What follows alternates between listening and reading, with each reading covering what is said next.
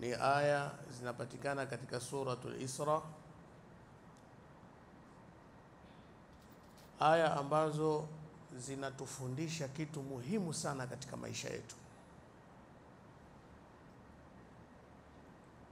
Kwanza imesema man ihtada fa innama yahtadi li nafsi, yoyote atakayekuwa kwamba amefuata uongofu, basi faida ya uongofu huo utarudi kwenye nafsi yake mwenyewe. Malipo ya uongofu atayapata yeye mwenyewe aliyofuata ule uongofu. Na yule ambaye atafuata mambo ya upotevu, basi madhambi na adhabu itamrudia yeye mwenyewe kwenye nafsi yake. Akafika mahala Mwenyezi Mungu akasema wala taziru waziratun wizra ukhra, hakuna mtu atakayebeba mzigo wa dhambi za mtu mwingine. Kiswahili chepesi tunasema kwamba kila mtu atabeba mzigo wake mwenyewe. Haya Mwenyezi Mungu sikayaeleza tu, alitupa mifano pia ndani ya Qur'ani kwamba ukifanya wema, wema ule na malipo yake yatarudi kwako wewe mwenyewe, lakini pia ukifanya maovu, madhambi na adhabu itarudi kwako mwenyewe. Katika Suratut Tahrim aya ya 10 mpaka 11 mpaka aya ya mwisho ya 12, ukisoma pale Mwenyezi Mungu anatupa kisa ambacho kina mafundisho makubwa kutokana na mazingira hayo. Mwenyezi Mungu anasema daraballahu mathalan lilladhina kafaru imra'ata nuhin wa imra'ata lut kanata tahta abdayn min ibadina salihayn fakhanatahuma falam yughniya anhuma min Allahi shay'a wa qila dukhula an-nara ma'a ad-dakhilin. Aya hii kwanza Mwenyezi Mungu anasema amepiga mfano, Mwenyezi Mungu kutupigia mfano sisi kwamba mke wa Nabii Nuh na mke wa Nabii Lut hawa walikuwa wamekufuru. Hawa walikuwa wamekufuru. Mke wa Nabii Nuh na mke wa Nabii Lut walikwenda tofauti na maagizo ya Mwenyezi Mungu. Hapa tukitumia akili utaona kwamba wema wa mtu mwingine thawabu haziwezi kuja kwako. Kama hilo linawezekana, basi lingewezekana kwa hawa wake wa manabii wa Mwenyezi Mungu. Na kwa bahati mbaya Nabii Nuh alikuwa sio mkewe tu, mpaka na mwanawe. Lilipokuja lile tufani la maangamivu, Nabii Nuh analia na mlilia Mungu kwamba mwanangu huyu vipi? Mungu akamwambia huyu si mwanao, kwa sababu huyu amekataa maagizo ya Mwenyezi Mungu Subhanahu wa Ta'ala, akaangamia yule mtoto. Kwa hiyo mke na mtoto hawa waliangamia, walipinga ujumbe wa baba yake na wa mume wake kwa sababu tu ya mazingira waliokuwa nayo. Waliona kama Nuhu kama sio mtume hivi. Nuhu sio kweli kwamba yeye ni mtume. Mtume gani anakuwa fundi seremala bwana? Mtume anakuwa fundi seremala bwana? Wakajiridhisha, wakapinga. Maneno yangu leo ninazungumza kwamba kila mtu atabeba mzigo wake. Kama kuna manufaa ya wema wa mtu mwingine anufaike mwingine, basi hawa wangenufaika. Huyu mtoto baba yake ni mtume na huyu mama mumewe ni mtume, lakini Mungu anasema falam yughniya anhuma min Allahi shay'a, haikuwasaidia chochote wao kutokana na matendo yao hayo, haikuwasaidia.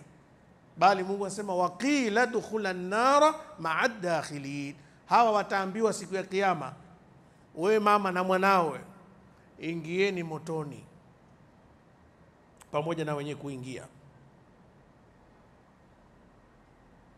Lakini Mwenyezi Mungu Subhanahu wa Ta'ala akatupa na kinyume chake. Hii imesema daraba Allahu mathalan lilladhina kafaru imra'ata Nuhin wa imra'ata Lut kanata tahta abdayn min ibadina salihain fakhanatahuma falam yughniya anhuma min Allahi shay'a wa qila dukhula an-nara ma'a ad-dakhilin.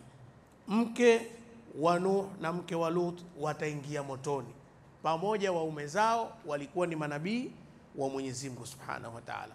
Sikwambii wewe leo unajipa matumaini, baba yangu mimi shekhe, baba yangu mimi imamu, baba yangu mimi mwalimu wa dini. Haitasaidia kitu. Wengine nasema mimi baba yangu sharifu. Haisaidii kitu.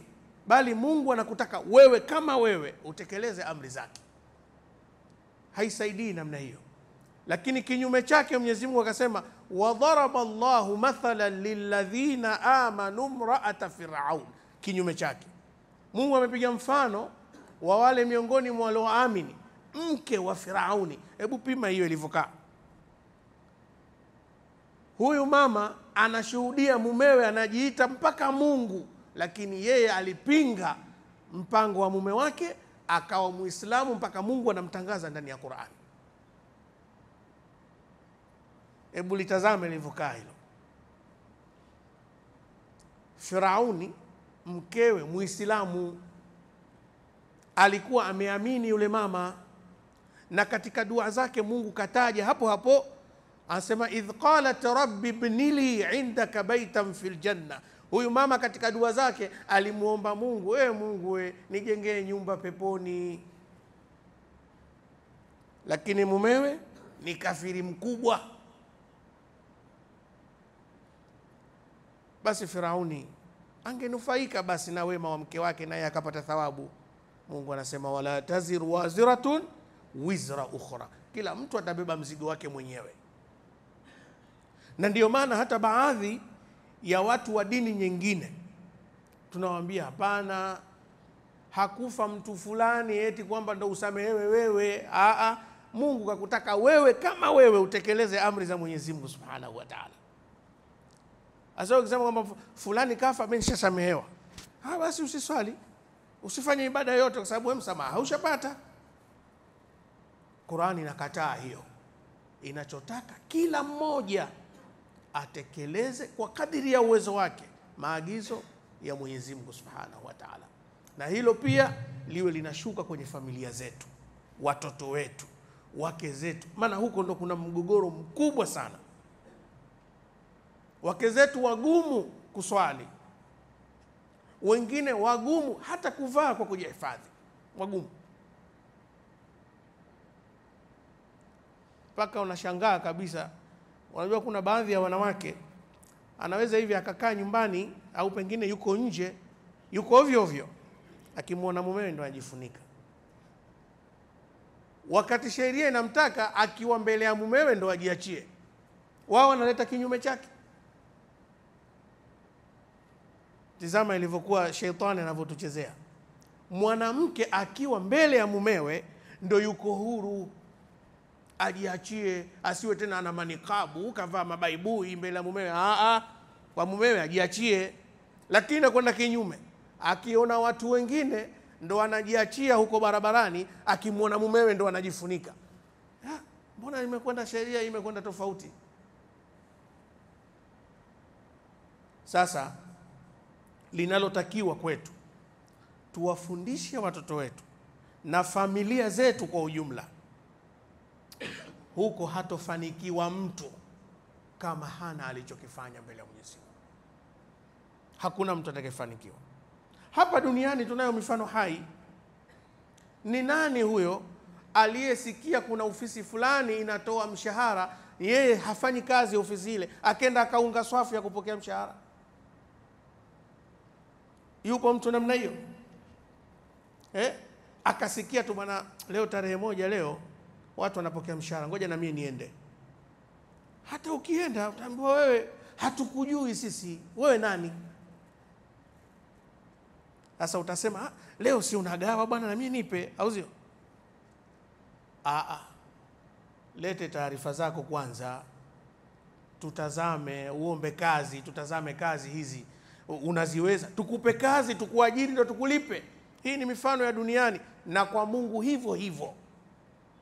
Ambaye hakutekeleza amali yoyote katika maagizo ya Mungu asitegemee kuna mafanikio huko, kwa sababu siku hiyo Mungu kuna watu atawapa msamaha, basi na wewe utajichomeka kwamba na mimi nisamehewe. Unafa amma man thaqulat mawazinuhu fahuwa fi 'ishati radiyah wa amma man khaffat mawazinuhu fa ummuhu hawiyah. Hii ndiyo kanuni ya Mungu. Yule ambaye mizani yake itajaa mambo ya kheri, huyo atapata maisha mazuri kabisa mbele ya Mwenyezi Mungu, ataridhiwa na Mungu. Na yule ambaye amali zake zile mbaya mbaya ndio zimekuwa nzito kuliko za kheri, huyo ameanguka. Kwa hiyo tukirudi katika suratu Isra, man ihtada fa innama yahtadi li nafsi, mtu atakayeongoka fadhila za uongofu zitamrudia mwenyewe. Wa man dhalla fa innama yadhillu alaiha, na atakayepotea akafata mambo mabaya, basi ajue madhambi na adhabu zitamrudia mwenyewe. Wala taziru waziratun wizra ukhra, hakuna mtu atakayebeba mzigo wa mwingine. Hata huyo bwana Mtume Muhammad sallallahu alayhi wasallam, kuna shufaa kwamba siku hiyo Mwenyezi Mungu atampa nafasi mtume, kuna baadhi ya watu atawaombea, basi watatizamwa gredi zao, hawa wanafaa kuombewa. Kuna wengine hawatoingia kwenye msamaha huo, wataingia kwenye adhabu ya Mwenyezi Mungu. Paulo anasema, unajua mimi nilikuwa ni mpenzi wa mtume, mimi nilikuwa hivi, Mungu mimi nilikuwa nakupenda. Ushachelewa. Mapenzi ya kuwa unampenda Mungu au mtume ni kufuata maagizo hivi sasa kabla hatujaondoka. Tukifanya hivyo tutakuwa tumefanikiwa. Tumuombe Mwenyezi Mungu atuwafikishe katika kutenda yale anayoyaridhia. Allahumma rabbana taqabbal minna innaka antas samiul alim wa tub alayna innaka antat tawwabur rahim. Subhana rabbika rabbil izzati amma yasifun wa salamun ala al mursalin. Alhamdulillahi rabbil alamin.